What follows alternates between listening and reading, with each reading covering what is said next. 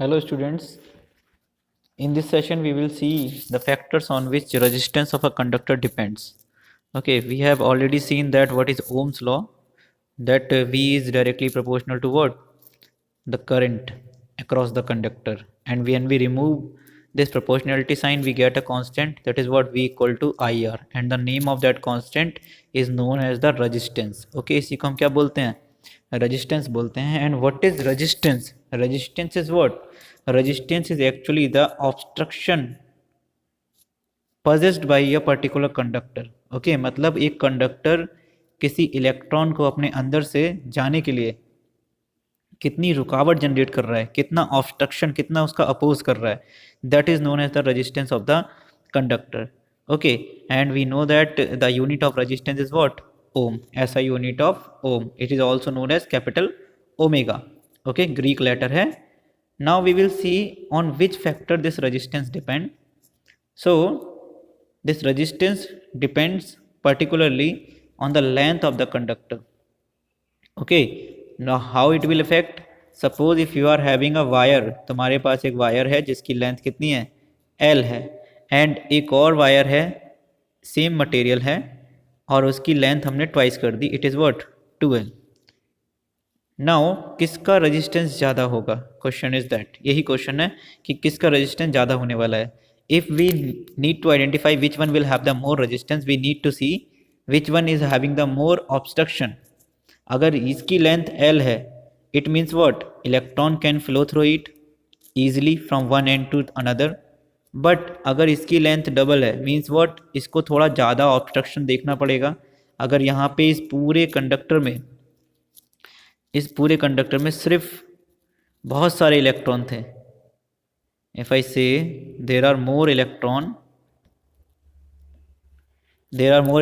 in this particular conductor जिसकी length L थी, अगर यहाँ पे 10 इलेक्ट्रॉन थे तो लेंथ डबल करते ही यहाँ पे कितने हो जाएंगे? 20 इलेक्ट्रॉन हो जाएंगे. मतलब अब जो ऑब्स्ट्रक्शन था, जो रेजिस्टेंस था, वो कंडक्टर का ज़्यादा होगा. मतलब क्या है? जो हमारा रेजिस्टेंस है वो डायरेक्टली प्रोपोर्शनल होता है लेंथ के. मतलब क्या है कि जैसे जैसे लेंथ बढ़ती जाएगी, similarly resistance of the conductor will also increase. Why? Because if length is increasing, it means collision inside the conductor will also increase. अब ये collision किस किस के बीच होगा? The electron which is flowing across the conductor and the different electron and ions which is inside the conductor already. Okay, तो there will be collision between them. तो अगर length बढ़ेगी तो resistance बढ़ेगा. So what will be the other factor?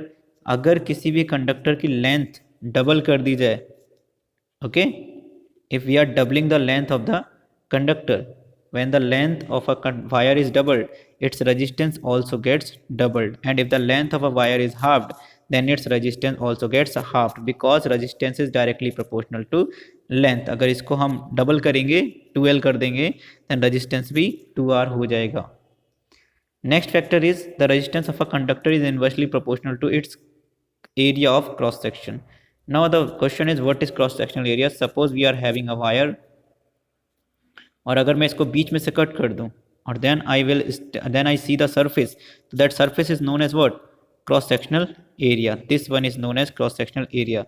अब जो resistance होता है इस cross sectional area पे भी डिपेंड करता है. If it is having more area, if this conductor is having more area, it means electron can easily flow through it. और अगर इलेक्ट्रॉन इससे ईजिली फ्लो कर जाएंगे, it means resistance will be low. And if this conductor is having very small area on this part, very small area, you can see that this circle is very small here and here it is very larger. Means what? Cross sectional area in this section is more and in this section is लो.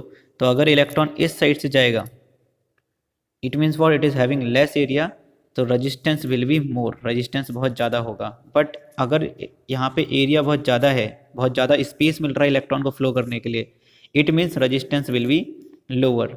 यहाँ पे area ज़्यादा था, then resistance लो है. यहाँ पे area कम है, it means resistance is higher. तो यहाँ पे एक सिंपल सा रिलेशन है, that resistance is inversely proportional to 1 area. कि एरिया, अब यहाँ पे हमें इस रिलेशन का मतलब पता है, whenever we get a value in the denominator side, definitely resistance will also effected. अगर डिनोमिनेटर में एरिया बढ़ने लगेगा, डिनोमिनेटर की वैल्यू ज़्यादा होगी तो रेजिस्टेंस की वैल्यू ऑटोमेटिकली कम हो जाएगी।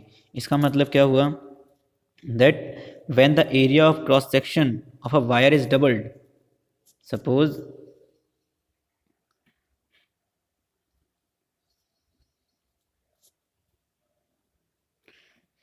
when the area of cross section of a wire is doubled, its resistance gets halved, and if the area of cross section of wire is halved, then its resistance will get doubled. Obvious सी बात है, if resistance is inversely proportional to 1 upon area, तो अगर मैं इसके area को double कर दूं, इधर ट्वाइस कर देता हूँ, इट मीन्स व्हाट, जो ये रेजिस्टेंस है वो खुद आधा हो जाएगा अपनी वैल्यू का। और अगर मैं इस एरिया को आधा कर देता हूँ, ओके, 1/2 हो जाता है, तो मतलब रेजिस्टेंस यहाँ पे डबल हो जाएगा। Now the next factor is the resistance of a conductor depends on the nature of the material of the conductor, यानी कि वो मटेरियल, वो जो कंडक्टर है वो किस मटेरियल से बना है। इट इज़ ऑफ कॉपर, ये कॉपर का है क्या ये एल्यूमिनियम का है, और इट इज़ अ एलॉय, ये जिसका भी बना है, इसका मतलब रेजिस्टेंस उस फैक्टर पे भी डिपेंड करेगा। So that is known as the nature of the material. Copper will have the different resistance, aluminium will have the different resistance, and an alloy will have the different resistance. The electrical resistance of a conductor depends on the nature of the material of which it is made. Some materials have low resistance whereas others have high resistance. Next is effect of temperature.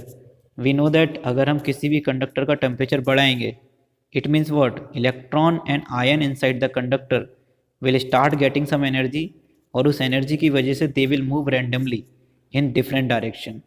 तो अगर ये randomly move करेंगे, it means what, they will provide more collision to a electron which is flowing through them. तो मतलब जैसे जैसे temperature बढ़ता है वैसे वैसे कॉलिजन भी बढ़ेगा, और if collision is increasing, it means what, if collision is increasing means resistance will also increase. Okay, so these are the factors on which resistance of a conductor depends. Okay, number 1 is what, it depends on length, अगर length बढ़ेगी तो resistance बढ़ेगा। It depends on area, अगर area बढ़ेगा तो resistance घटेगा। Next is nature of the material, कि material किसका बना है उस पर भी डिपेंड करता है ये।